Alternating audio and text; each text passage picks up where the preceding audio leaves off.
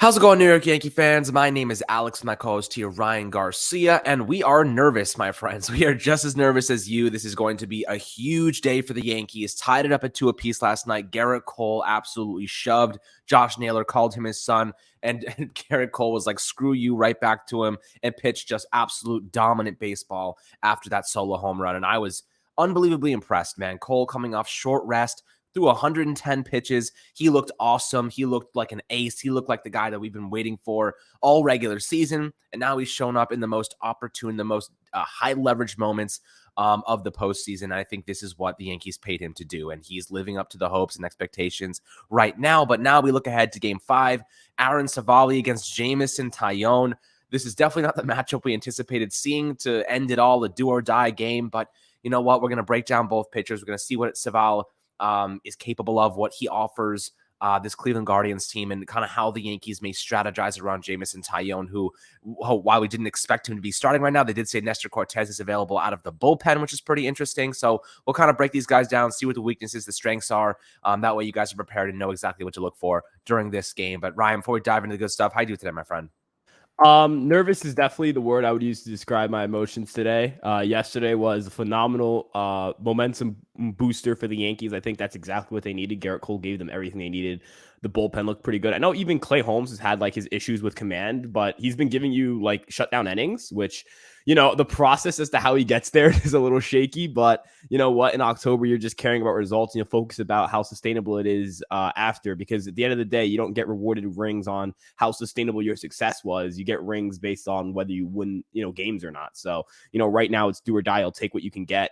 And for tonight's matchup with Savali and Taillon, I would say both teams would tell you this is not the first, second, or third guy they would go to in a do or die, your season's on the line situation. I wouldn't be surprised we saw Nestor out of the bullpen. I wouldn't be surprised we saw Shane Bieber for an inning or two out of the bullpen. Neither of those guys, I imagine, are going to be going too deep into the game. Even the starters, Savali and Taillon, I would look at this more like game 162 last year, where the Yankees used Taillon for 1, 2, 3 innings, just kind of seeing where they could go with him and then pulling him at the first sign of trouble. Because you have everyone's going to be available out of the bullpen. I think the only pitcher I can imagine, only two pitchers I can imagine are 100% not available are Severino and Cole. I would imagine literally everyone else is going to be on the table in play to be used tonight. Savali is someone who heavily relies on his curveball as his whiff pitch. It's an excellent curveball, nearly 3,000 RPMs, 45.1% whiff percentage, 124 average against, but it's those fastball pitches he uses, his cutters, his sinkers, his four-seamer that just absolutely stink, right? They get hammered, teams hit really well off his fastball variants, and those are the pitches that you tend to use to get you over. You can't just throw 100 curveballs in the game. That's not sustainable for your arm. It's not sustainable as a game plan. For the Yankees, it's about getting out and jumping on Savali early. He doesn't walk a lot of guys. He's more of a command first guy, a stuff guy second. And so, there's no sitting around and waiting for him to load the bases. Just jump on the guy, right? He's not going to go too deep into this game. But, even if he pitches very well, I imagine Cleveland's going to have a quick hook. They might if he's pitching well, he might give them 4 or 5 innings. But the second you go into that bullpen for Cleveland, which is fully rested, they're going to have Karinchak, Clase, Stefan, anyone you could imagine, all types of filth in there. You don't want to have to rely on scoring on those guys to win tonight. So, it's going to be just as important for the Yankees to get, their relievers, for all of them to be sharp. It's just as important for Taillon to give them a good outing. But what the Yankees do against Savali is going to determine whether they win the game or not. Savali really struggles on the road this year, 5.8 ERA, whereas Taillon has excelled at home, 3.47 ERA. So that's a little bit of an advantage there, but it's going to come down to the bullpen. It's going to come down to whether the Yankees can jump on Savali early or not. And it's going to come down to whether, the Yankees are going to get the offensive explosion that we've been not waiting for, I would say, because they've had some good offensive moments, but kind of that true proper beatdown. They've given Savali some beatdowns this year. So, if they can give him another beatdown here, tag a home run or two off him with runners on, they could put themselves in the driver's seat and put themselves in a situation to go on to the ALCS. Yeah, absolutely. I mean, look, this is an advantageous position for the Yankees. Ultimately, it's a bad pitcher. You got to knock him around early like they did to Cal Quantrill yesterday. They jumped on him early, got a couple home runs. Harrison Bader has 3 home runs in 4 games. When Brian Cashman originally traded Montgomery for him, we didn't really understand why. We didn't know the value he's bringing, but Garrett Cole was like, the man is electric. He is just a toolbox of asset. And ultimately, when you're looking at what Bader's contributed, I mean, defensively, he tracks the ball incredibly well. Has had a couple of like weird moments where he bobbled it or whatever, but otherwise fine. And then hitting, man, those home runs are the difference in winning and losing sometimes. 2 of the 3 games the Yankees have won, he's hit homers in. So, there's definitely value that he brings to the table that is going unmatched right now. And then the big change in the infield, Oswaldo Cabrera, Isaiah Connor-Falefa was like, I was essentially benched. I was effectively benched. And, Aaron Boone said that he was pressing. He was kind of trying not to make mistakes while he was making these plays or trying to make these plays. And IKF was like, I don't feel like I was pressing. I felt like I was playing well, whatever. And ultimately they replaced him and the Yankees win. And now we see the results of replacing IKF. Sometimes he's really not someone you can rely on defensively. He's a liability at times. And Cabrera looked fantastic yesterday, made routine ground balls look easy. He had turned a double play, I believe. He was pretty strong, and I was very happy with his performance. Overall, I think today, like you said, Savali has a pretty weak variation of fastballs. You kind of touched on the different, metrics he does have, but the cutter, he throws at 34.8% this season. Opposing hitters hit 280 off of it. So definitely not a lot of production there. And then the sinker, 266, four-seam fastball, 346. That sinker, curveball, cutter are his primary pitches, but the curveball, obviously, like you said, you can't throw a curveball every single time. Opposing hitters only hit 124 against it, but this is definitely a situation where the Guardians, if they could, would not be rolling out Savali right now. Maybe they have Shane Bieber come out of like in the bullpen type of scenario, but I doubt it. This is definitely a situation where like the Yankees have a massive advantage. Jameson Taillon is a better pitcher. The only concern that I have is, people make contact and batters make contact off Jameson Taillon. They don't hit a lot of homers, but they make contact against him. He had a couple of unlucky scenarios the other day when he was, filling in as that bullpen arm late in the game. Kind of got beat up a little bit. That Manny Ramirez triple that should have been caught in the outfield, but weak contact he generates. My only problem is that like I said before, the Guardians are very good at making contact and making good contact, and Jameson Taillon traditionally gives up contact. You hit off Jameson Taillon. He's not going to strike you out a lot. So, if you're a sports bettor, I'd probably smash the under. I think it's like 3.5 strikeouts or something like that. I don't think Jameson Taillon's recording that many strikeouts today, but he's got to generate a lot of ground balls. That's what he's got to do. No doubles in the gap, triples in the gap. These are definitely scenarios that the Cleveland Guardians will take advantage of when they have runners in scoring position. So I'm kind of curious to see how much of a leash they give Jameson Taillon. If you're looking at him right now and, he's getting himself into some maybe rather inconspicuous scenarios, how quickly do you think the Yankees decide, okay, let's move on. Let's go to Nestor Cortez even for an inning or two. Let's go into our bullpen. You got Loaizica. You got guys that are healthy that didn't pitch yesterday. Holmes and Peralta picking up the slack was huge for the bullpen rest. They really needed them to do that, and they got the job done. Peralta could probably pitch again tonight. He only threw 7 pitches, so I feel pretty confident about that. But what do you think the scenario is if Jameson Taillon struggles? Maybe Herman gets some action too. Yeah, so Herman's probably, the guy who, like, if Taillon really gets shooken up in that first inning, Herman's going to be the guy who comes in and gives you length. I imagine, Nestor's not going to be a guy you can rely on for more than an inning or two, just because his start was still pretty recent relative to today, and he hasn't pitched on short rests, so I imagine that's the situation there. Thankfully, the Yankees bullpen, Wandy, as you mentioned, didn't throw so many pitches. I imagine he's around. Loaizica did not pitch yesterday. Huge for the Yankees. Clay Holmes, is going to be available, I imagine. And again, I mentioned, it's a little bit shaky, the command at times, but he's gotten the job done. Very much Britton-esque. You know what I mean? Where like Britton used to be a guy where he would walk someone, but he would get out of it because of the ground ball stuff, So ultimately, this pitching staff's going to be, fully rested, ready to go. I would say for Taillon, at least, in terms of why is he starting over Herman, his K percentage is better than Herman's, and the home run rate's a little bit lower. So I imagine the Yankees went with, I'm going to go with the guy who, both guys don't really strike out that many people. I'll go with the guy with more of a league average strikeout rate than a guy with a well below average strikeout rate. And also Herman has the experience in the bullpen, right? Even if you asked Herman to give you like an inning or two in like the 4th or 5th inning, you would feel really comfortable with it. He has experience doing it, and he's pitched very well in that role. I know Taillon had that shaky outing out of the bullpen in game 2, but a lot of that was, BS hits. And I don't mean to say that to say the Guardians are lucky to be here or the Guardians don't deserve to be here. More so that, fortune looked at the Guardians' way. And that's part of what happens when you're a contact-oriented team. You can go out and you can put a lot of balls in play, and you're going to have a higher percentage of, you're going to have the same percentage of, lucky hits. But if you have more balls in play, the volume of that will increase because the volume of batted balls increases for you. So, ultimately, if Taillon can use that fastball curveball combo, that curveball is going to be really important against lefties because depth gets more swings and misses typically for righties against lefties than horizontal movement does. And Town is a very up north-south pitcher, not as much of a, run and sweep type of pitcher, whereas we see that more with Herman. So maybe they favored that matchup. I'm not expecting Tyone to go out there and shove per se, but I need him to do better than Savale. I need the Yankees to hit. I'm confident the Yankees can hold Cleveland to 3 runs, or 2 or 3 runs. I need this team to crush Savale because that is their only chance of scoring big time runs. I just don't see them taking Karinchak, 450 feet dead center with runners on. That dude's nasty, right? And he doesn't give up home runs. Neither does Class A.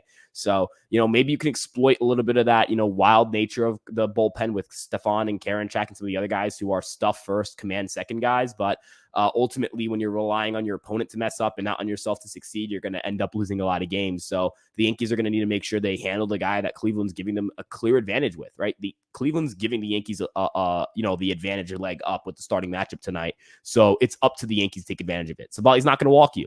He's not gonna throw 4 pitches out of the zone. He's gonna throw it in the strike zone. He's gonna challenge you. He's gonna try to get you to chase on the curveball, sit fastball, get ready to crush it. You're gonna get it, pretty frequently, whether it's the cutter, sinker, or 4-seamer.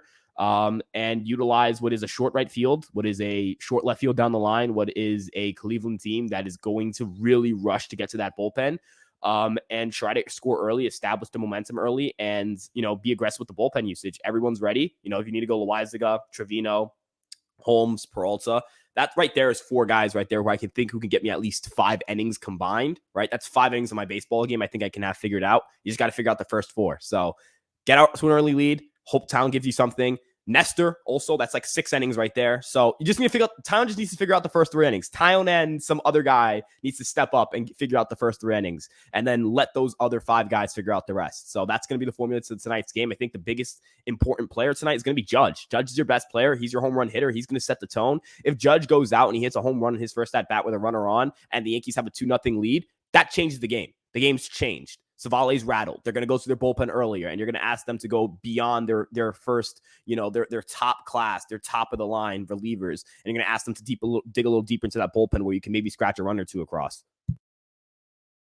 Yeah, absolutely. I mean, you're right. Spot on. I think Aaron Judge is the guy who's got to step up right now. Savale does not, he's not prone rather he gives up home runs. If you're looking at his stats, 1.66 home runs per 9 in 2021, 1.30 home runs per 9 in 2022, 13.1% HR/FB ratio, so the home run to fly ball ratio. He gives up homers. This is a guy who you can take advantage of right off the bat. And Aaron Judge, wait, like you're saying, sit on that fastball, sit on that whatever variant it's going to be, cutter, 4-seam, or sinker.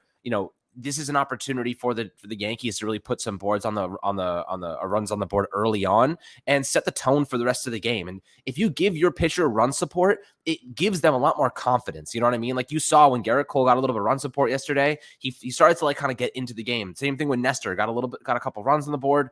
He felt a lot better. So I'll tell you this right now. I think you're right though. Aaron Judge has got to be the guy, but anyone in this lineup at any given moment can hit a home run. We've seen Cabrera do it. We've seen Bader do it. Rizzo, Gleyber Torres. I would not be surprised to see Gleyber Torres get an Oppo homer today. This is definitely an opportunity for the Yankees to set the tone for the rest of the playoffs, right? You got to beat the crap out of Cleveland today. You're at home in the Bronx against Aaron Savale. You have an opportunity to set the stage for the rest of the postseason. And, this is a game the Yankees are expected to win. Am I going to project them and say that they are going to win? Not at all. Because any given day, baseball is kind of a crapshoot. Any given day, a team could come out hot. You just never know when that's going to happen. But the Yankees are fighting back. Yesterday, they looked rather dominant, Garrett Cole looked dominant. Their hitting was good enough. They got the job done. I'd like to see a little bit more situational hitting, a little bit more contact with runners in scoring position. The home runs obviously help bolster things a lot. But, I'd love to see some of these guys just slap it through the gap and, drive some runners in on second base, steal a base or two, be proficient in that. The first half of the season, that's what the Yankees did. Yes, they were hitting a shit ton of homers, but they were also running the bases extremely well, very, very aggressively, but effectively, and then hitting some singles to drive runners in. And I think the Yankees can play that game too. The Cleveland Guardians, they don't hit homers. They slap the ball the other way. They hit the ball into play. They get it into annoying spots, those little bloopers. I don't know how they pull it off, but those little bloopers always piss me off. Steven Kwan, that kid's a monster, man. I really like that guy in terms of just as a pure baseball player. He reminds me of Suzuki a little bit, that lefty kind of, contact hitting style. has a little bit of power, untapped. But I do think that, Kwan's a guy that I'm always concerned. Every time he's up to bat, I'm like, this guy's getting on base. And most of the time he does. So you got to be kind of careful there in how you approach him. Even Rosario's been pretty good slapping the ball through between first base and second base this series. He's been pretty effective in that regard. But the Yankees just got to play their game, but also elevate their style. You know what I mean? Like, they can't only hit home runs. They can't live and die off the home run. They've been a little bit better in terms of contact hitting. I'd love to see Hicks get a little bit more involved offensively. I know he hasn't played much in the last couple of weeks, so I'm not expecting him to be like right off the bat, killing it. But we need a game from him, bottom of the order. This is definitely a situation where I think I like Judge hitting second, simply because, Gleyber Torres, if he's leading off today again, he's capable of getting on base. And, like you said earlier, Judge getting up first and being able to hit a home run, put some runs on the board is exactly what the Yankees need to do. But this is really going to boil down to the pitching matchup. Who's going to perform better, Taillon or Aaron Savali? If they both play well, it could be another low scoring game, but these are two guys that, are vulnerable. They are susceptible. I can't say that one is better than the other. I know Jameson Taillon's numbers are better, but the contact hitting approach from Cleveland definitely gives me a little bit of concern. Why do you think they're going with Taillon over Herman, though? Do you think just the experience factor or maybe the pitch sequence, pitch selection? What are your thoughts there? So Herman's very much an east to west guy, sinker, changeup. The curveball has more horizontal movements. A lot of people misclassify that pitch as a slider. The strikeout rates are lower for him, 19.5%. The home run rate's 1.37 home runs per 9. So I think they're a little worried about the FIP being a little more indicative of his pitching than his ERA is, because his ERA is 3.61. His FIP is 4.44. It's a little concerning for the Yankees. I imagine how he got to his ERA matters as much to the Yankees as his actual ERA. And for Taillon, the ERA is not too far off. It's 3.91, but the FIP's 3.94. So the FIP's a lot lower. The ERA is in the similar ballpark. Towns very much just a league average pitcher. And I imagine league average for them with slightly better stuff, because he's not going to be asked to go deeper in a game, is very valuable to them. And I don't think they know what Herman's going to give them against Cleveland. Taillon actually has an outing, I believe, against Cleveland this year where he pitched pretty decent. So he's seen them before. He's a little familiar. Maybe he can go with a similar game plan.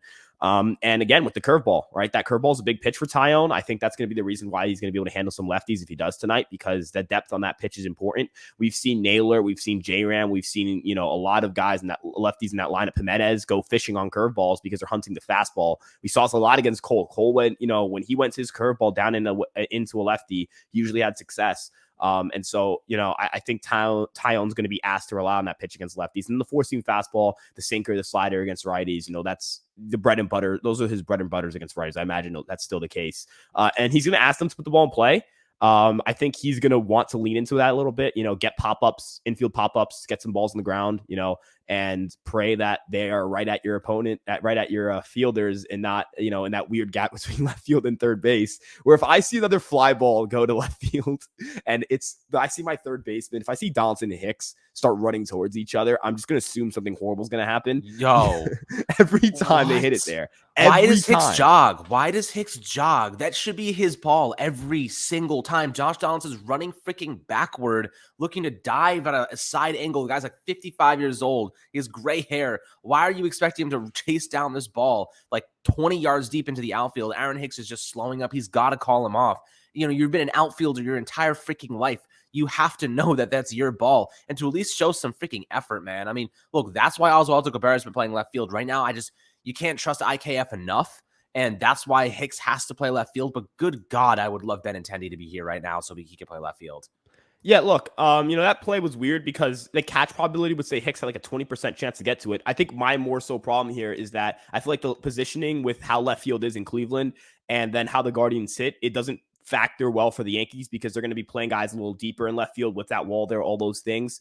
And those, but Cleveland's exploiting that a little bit, and they're exploiting that. They were getting some balls in between that area where your left fielder is playing a little deep. You don't want to play too shallow because if J-Ram, let's say, decides.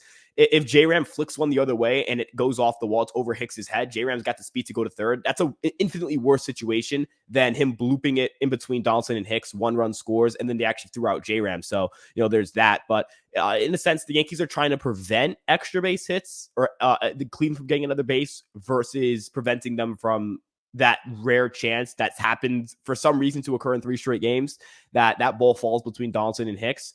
So you know what, like I know that Hicks probably, I think another thing with Hicks is, if he runs full speed, I guess the one thing he's trying to avoid is like crashing right into Donaldson. And if they both go down, now your shortstop's going to run over there, and then this happens and that happens. There's just there's a lot going into that play that I think is very much, you have to look at it a lot of time. You have to look over that play a few times and be like, can he get to that ball? Maybe the positions aren't right, all those things. The Yankees are going to have to, position themselves a little better. Thankfully, Yankee Stadium, left field's a little more familiar to them. So right field as well. So, there's going to be that familiarity. There's going to be that sense of they know what they're getting into in the outfield. So there's, they've practiced there all year. They've played 80+ games there. The Yankees hopefully are going to know their own ballpark defensively. So that should help them prevent some of those luckier hits. And ultimately, what if the Yankees put the ball in the seats and they put it in the stands, something that Cleveland hasn't done as well as New York has, they're going to win this game, right? If the Yankees hit 2 or 3 home runs and they limit Cleveland to 0 or 1 home runs, they'll win this game. They got to win the home run differential, right? Because if they do that, they'll win. Most teams win when they do that. So if the Yankees can play to their strengths and, let Cleveland try to string together hits, but, slam the door on them before they can string together enough to make damage, you're going to be in a really good spot come the 9th inning and come the end of the night. Yeah, I mean, I 100% agree. I ultimately, those home runs are the big difference. And now we're back at home. We're back in Yankee Stadium, and we're going to have the fans behind us. And I think that's a huge advantage. This is a team that can blow up for double-digit runs in any given day. The Yankees could win 10-1 today. Like, that's how good this team is. I think that the intensity of the situation and the pitching matchups have been very, very difficult. But Aaron, again, Savali, we can pound the shit out of him. Pause, but still, we can do this. We can absolutely destroy this man today. And if we knock him out early and get into their bullpen early, they're going to have to go through so many guys. We have to take pitches too, though. You know what I mean? We have to make sure that we're working these guys, not swinging all the time. I get attack those strikes, attack those pitches. But I think you got to take advantage of those early bullpen arms. Once you get Class A in, you're not going to be able to hit Class A. You're not going to have a lot of success off of him. But there are a few guys in that bullpen that will give you some things to hit. Judge yesterday against Morgan just missed a couple of homers. Those sinkers that were coming in low in kind of center box were very hittable pitches. I thought Judge was going to rock one of those, but I think maybe he picks on up it today, especially with Savali having that sinker cutter curveball metric or sequence rather. So one of those pitches is going to fall right where they want it to be. And we'll see what happens. Rizzo hit that cutter against Quantrill in game 1 out of the freaking stadium. So maybe he gets another good situation from Savali today and can take advantage of it. But guys, that pretty much breaks down these pitchers, breaks down the expectations, the projections of what's going to happen here. My score prediction today, I think I'm going to go 5-2 Yankees. I think that they get a lot of production out of their offense today. I think 5 runs is more than you need to win this game. But Jameson Taillon's got to come to play today. He's got to have one of those games where, the end of the season was a little bit, hit or miss. But he has those games where he can go 6-7 innings. And you're like, oh, where the hell did this Jameson Taillon come from? We need that version of him today. We need the guy that's going to produce ground balls, weak contact, and hopefully favorable hits or, kind of ball placement for the Yankees. None of those little bloopers in between the outfielders or whatever, giving them a chance to make some plays. The grass is going to be slick. It's been raining all morning here, but it seems like the weather's clearing up right now. A little bit cloudy, but I'm pretty optimistic that later on the game will be fine and should be good to go. So hopefully we get it. But, Ryan, give me your score prediction before we log off here. I'll go reverse game 3. I'll go 6-5 Yankees. I think, I think we're going to see a lot of runs early, and we're going to be shitting ourselves early. We're going to, the Yankees might jump out to a 2-0 lead, and then the Cleveland might tie it up, or the opposite, Yankees might go down to 0-2 and then, be tied up. I think early we're going to see a lot of runs. I think we're going to be shitting ourselves early, and then the bullpens are going to be fighting each other to try to keep things close. But, maybe I think one of the Cleveland relievers may crack. It could be the opposite. One of the Yankee relievers may crack, but I'm just going to go it's going to be a close game. There's going to be more runs on the board than we've typically seen all series. And it's going to come down to whether the Yankees can put that big home run together, that statement home run, right? That Rizzo home run was a statement home run. That Bader home run was a statement home run, right? If you want to win this game, you got to hit that statement home run, that one that it gives you that breathing room. It gives you that insurance. It kills the other team. They feel like they're down and out of it. You need to make sure you have that, because if you don't, you're not going to have much success tonight. But I have full faith in this team. I have faith in the pitching staff. I have faith in the lineup. Is it maybe, maybe my heart gets broken tonight. Maybe both of our hearts get broken tonight. But you know what? That's baseball. It's playoff baseball, baby. Let's go Yankees. 6-5. Yankees want the ALCS. Let's freaking go, guys. Love to hear score predictions below in the YouTube comments as always. Always love to hear perspectives and narratives. But as always, make sure to like, subscribe. We'll catch you guys later on. Probably do a post-game recap either tomorrow or tonight. And hopefully we win this game. We can move on to the ALS and ALCS and start looking ahead toward the Houston Astros, who are a very dangerous team in their own right and a team we always struggle to get past. So first, we got to get past the Cleveland Guardians tonight, and hopefully we can get it. But guys, enjoy the rest of your day. Enjoy the game tonight. And thank you for tuning in to Fireside Yankees.